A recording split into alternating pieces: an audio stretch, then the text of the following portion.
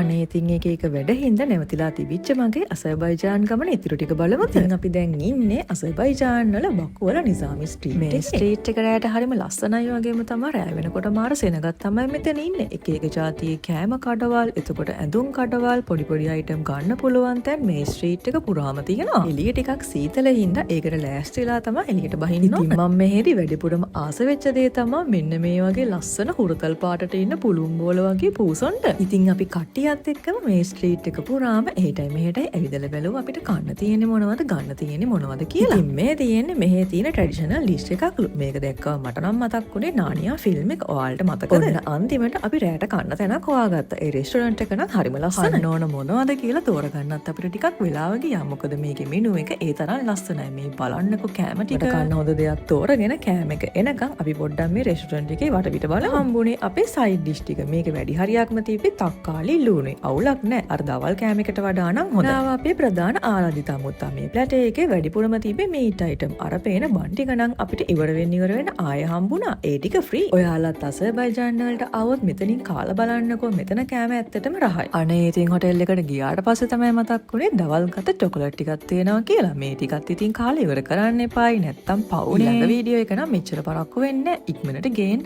ගිහින් එන්නම්. බයි.